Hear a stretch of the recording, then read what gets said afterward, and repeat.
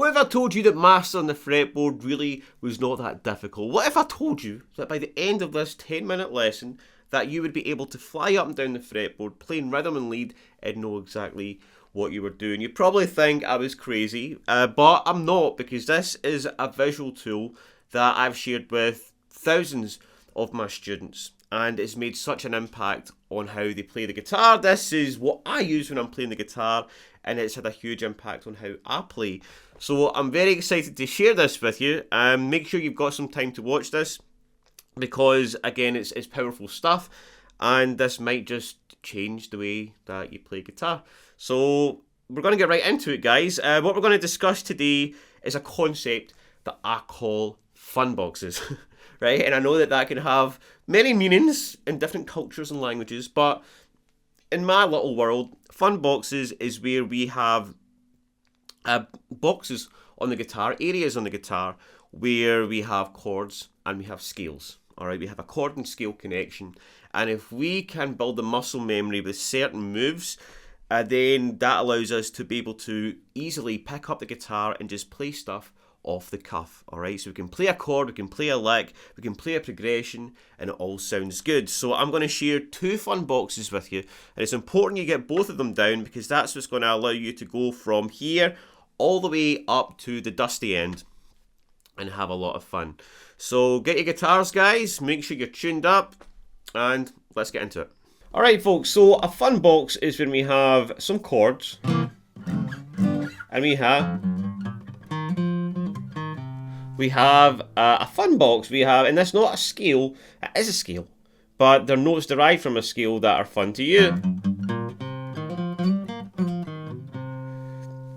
Alright, that are easy under the fingers, and we can easily visualise it, and we can easily visualise how they connect with the chords. So that's basically what a fun box is. Now, the 1-4-5, we're playing in the key of C here for this one, and a cool little trick, right, to find the fun box, if you get the 1 chord here in the A string, in this case it'll be the 3rd fret, that'll be the C note, the 4 chord can be found 2 frets back and 1 string up, 4, and then the 5, 2 frets up from that, so 1, 4, 5, so do that with me, 1, 4, 5, C, F, G, C, F, G, 1, 4, 5, it means if you did that anywhere, you could pick an E, A, B, 1, 4, 5, 1, 4, 5, 1, 4, 5, right, anywhere you play it, you got your 1, 4, 5. And then you're going to have this little box underneath it as well to play cool stuff. Alright, so the first thing we're going to do from that is create chords, okay? So I'm going to play 7 chords because we're going to be playing a blues. So we have a C7 here, and I'm going to use the B7 shape here. So we're going to put 3, 2, 3, and I'm just going to play those strings that I'm fretting, okay? And then for the 4th chord, the F, we can play an E7 shape bar chord, alright? We're just playing that E7 shape and then barring the 1st fret, or if that's too difficult, you can't play bar chords, you can play the F7, you could play the F major 7, sorry, 1, 2, 3, with the F chord there, alright? Or you could bar the bottom 2 strings, you could just play a normal F. Any of these options would work. Alright, so we've got a C7, F7, F major 7, whatever you want to do. And then the G7, we can simply play this. Alright, which is an open G7. Okay, you've got your 1st finger here on the 1st fret, and the low E, or the high E, sorry. Middle finger here on the A, on the 2nd fret, 3rd finger on the low E, the 3rd fret. We could also play a G7 like that. We could play the same bar chord. So we could play 1, 4, 5, 1, 4, 5. Different options, right? But either way, you can play a chord there. There should be a chord there for everybody. So that's box number 1, and that's the chords. Now we're going to get into the scale in just a second, which makes the whole thing magical. But first I want to take you up to box number 2. Okay, now this is where we have the root on the low E string. The 1, the 4, and the 5. And again, this is quite like an L shape that I imagine, right? We get 8, 8, 10, alright? Low E, 8, 1, 4, 5. C, F, G. C, F, G. Do that with me. Again, this works anywhere. 1, 4, 5, 1, 4, 5, 1, 4, 5. Alright, now the chords that we can use for that would be, we could do the bar chord, C7, we could do the B7 shape for F7, alright, and the A7, and we could do the same for the G7. 1, 4, 5, 1, 4, 5. This is very important to see how you can play the same chords all over the neck, right? This really is an important step. Okay, 1, 4, 5. 1, 4, 5. Now, a cool thing I like to do, right? This is a cool trick that a lot of my students really love, I'm sure, is that we can take this shape, the bar chord, and we can play just the D, G, and B from that. And we have this little triad, this little 7 triad, which just sounds glorious when you slide into it. It's great. We get 7 or 8, 9, 8 from the D string. So I can play a C7, F7, and G7.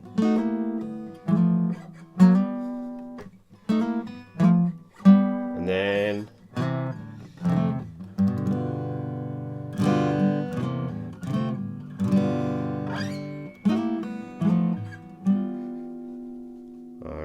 okay, so that's us got the chords in our fun boxes. Now this is where the real fun begins, and we start looking at what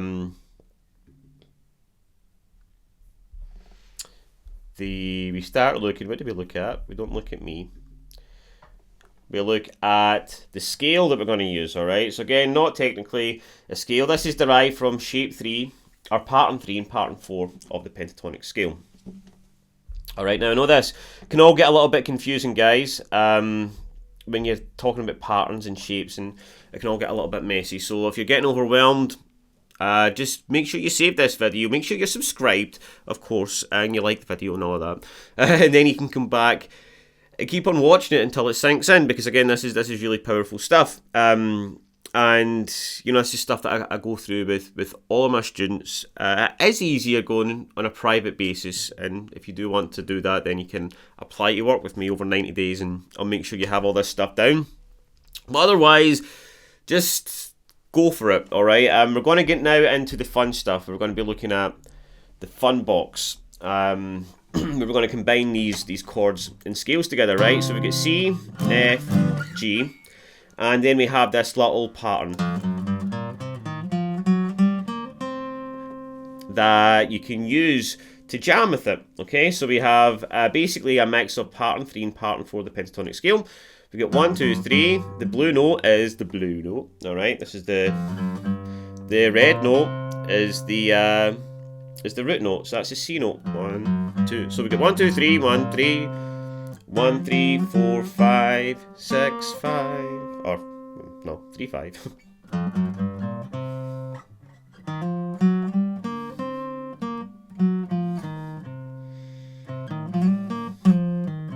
So I'm going to give you just 2 licks maybe to work with from that, right?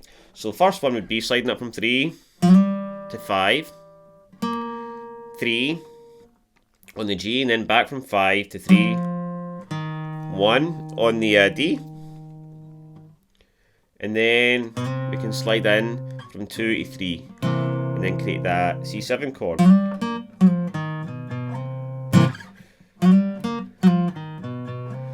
So practice that, just going.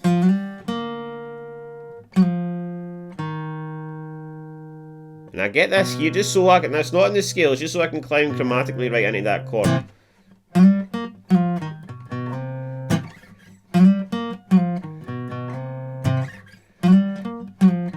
And that'll work with everything.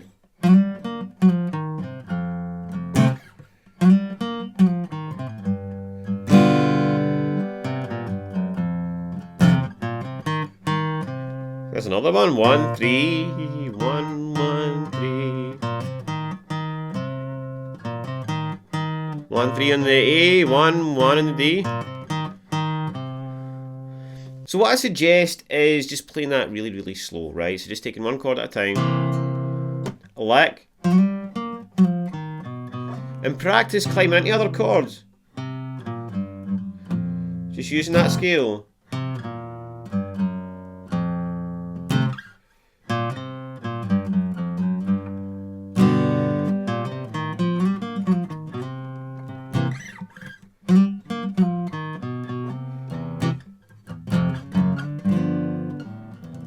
Now you don't need to do anything complicated. Keep it nice and simple to start off with, and just build up now. Just need to get rid of this thing.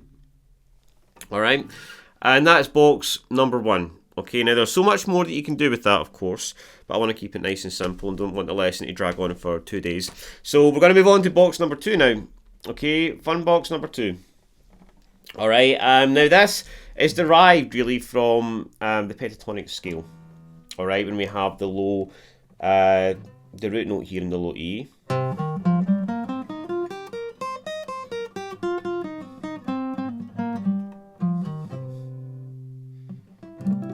Alright, so again we have the C7, or the C7 here, F7, and the G7. Alright, and again we can play like this. Now the fun box I'm going to take from this is really derived of pattern 1 and pattern 2 of the pentatonic scale. And again we've got that added blue note in there, alright? So we've got this, do this with me, we've got, now it's basically pretty much the same shape that we were just doing with the box 1, except from the bass string, alright?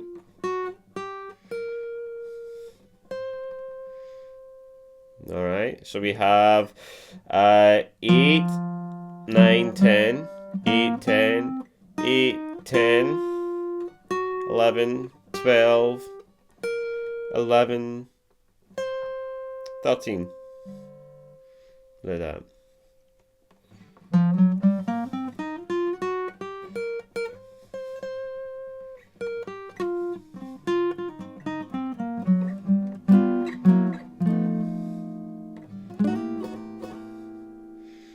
You see how you can just kind of go around those notes?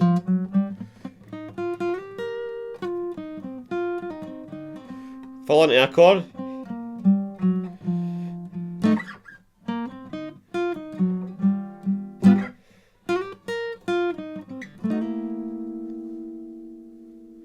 And here's another couple of licks you could use with that. You could slide from 10 to 12. You get 11 there in the B, back 12 to 10, 8, and then you get the root here on the 10th fret.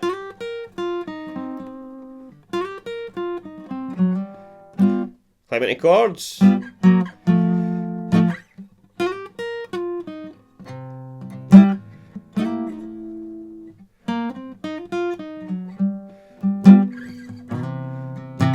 So after practicing this for a little bit of time, you want to start mixing both boxes together. So start just using the muscle memory that you've developed and start experimenting with stuff. Alright, and again, just play a chord, play something, play another chord, and play something, and just kind of see where it goes until you screw up, which is exactly what I'm gonna do.